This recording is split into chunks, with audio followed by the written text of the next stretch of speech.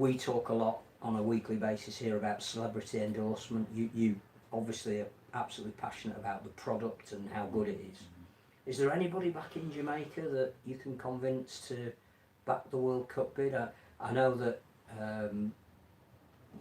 people have trained close to Usain Bolt, and he is aware of the fact that there is rugby league, but is there anyone you could bring on board to be sort of ambassadors for your World Cup journey? Or Well, I mean, for me personally, I don't know any personally, but over the years, other persons within our family um have made connections, and stuff, and they know about it. Um, but my approach, Phil, is it's different. As I said, like for me, if you send a tweet out, you know, and and so on, yeah, thousands might see it, but is that getting me somebody taking up a rugby league ball? So hopefully I don't sound anyway, but for me, that's not the crucial thing for me. For me, it's that one other kid who is playing rugby league. It's that one other school that's playing, and you don't do that through endorsements. You do that through going in face to face and convincing someone to start playing the sport, and showing them the benefits of it versus the risk. And that's my that's my focus. Um, there are cultural issues as well, Phil, like with Jamaicans and rugby. Um, you know, Jamaica has, it's a very homophobic culture, and rugby is a close contact sport, and so um, people's idea or impression of what the sport is not what the actual sport is. You know, they just think it's men jumping on men, and that negativity is something that you can only overcome it by engaging people one on one. Like I tell you a personal story. My brother, you know, has always hated the fact that I was playing rugby. Because we grew up playing cricket and football and track and field, and I picked up rugby union when I was like 12 or 13. And from the very first day, he always had to go at me. He was always criticizing me. My entire family, what kind of sport this are you doing? You shouldn't be playing that. It's not right. And they were carrying on, carrying on. I was like, have you ever played rugby? No, but it's men jumping on men. You shouldn't play. I'm like, have you ever played? They're like, no. I went through 7 or so years of abuse from my brother about always teasing me, but he was serious. He really wanted me to stop. You're gonna die. You're gonna break something. It's not right. It's men jumping on men, and it's not. And I remember, I said to him, I went to Cayman Islands, on the rugby union national team, and he was like, "Huh? You actually made the national team. You actually managed to travel on the rugby team, but I'm a better athlete than you. I'm faster than you, so I could do it too." So I said to him, well, come and try, because you are faster than I am. You are bigger. You are stronger. You do well at it. And he's like, all right, I'll give it a go. And I said, are you sure? Because men will jump on you. Are you sure? And he's like, yeah, because I want to travel. And I remember he played one game. I got him on in the second half for about 15 minutes, put him at full back to keep him away from everybody. And a few balls went around there to him. And I remember standing and look at him getting he got smashed a couple of times. And I was like, yes, let me hear what he has to say after the game. So after the game I went to him and I was like, so do you still think that rugby is just a game where men jump on men and it's homophobic? And he's like, nah, no man, these guys are out of this world, man, No man, I respect you for playing this. How you play this? And that it changes his perspective. And I'm saying that that's an issue in the community. And you mentioned that not many people here in the Caribbean community, they're engaged with rugby. It's a cultural thing, because it's history. It's slavery and what used to happen, and what has been passed on from generation to generation. And You know, it's just a big thing for the Caribbean, and it has transformed into sports. Like in the Caribbean, you know, you don't you don't do open showers. You know, you don't look at other men being naked, and you know, there's just big issues, and just by what they see in clips, they go, ah, no, no, no, no, no, that's not right. That's a big part of the problem, and those barriers, you know, it takes a lot to break down, because if you don't know what's happening and you have a perception, how do you change it? And if you tell me that don't go out at nights in Leeds because if you're walking after 11, people will mug you or stab you. I have that perception. I'm not going out because this is what I've been told. So that's a real challenge for us, and I don't know if in England again if it's different, because again of culture, you know, certainly people from the West Indies have been here for a while and their children, so they are more English than anything else. So I don't know if that's an issue here, but for us in the Caribbean, it's a big issue. And part of breaking that for me too is getting women playing, because yeah, that's big. So yeah, you know, Jason, big help, massive help.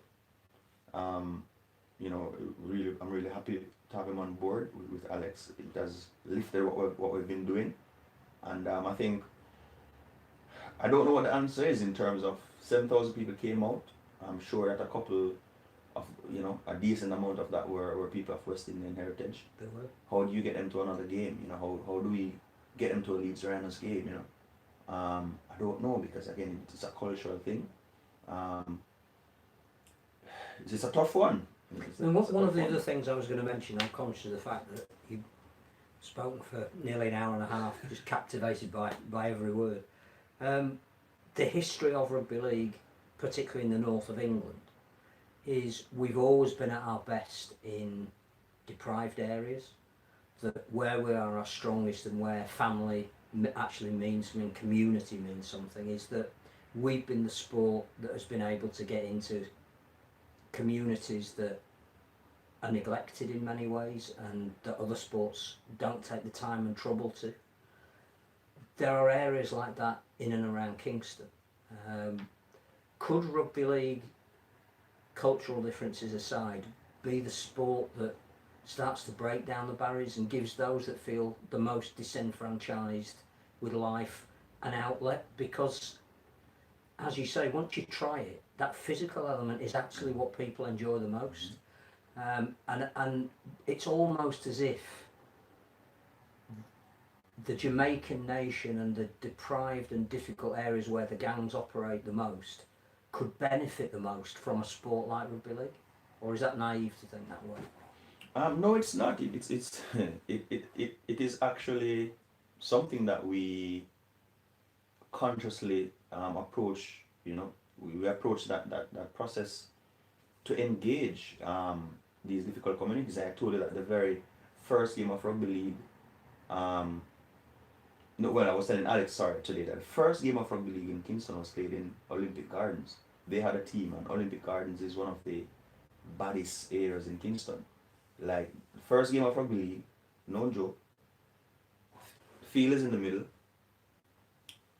one side of the community on the left, boys were 100, there literally over 500 people there, lined off with people. The boys, some of them were armed.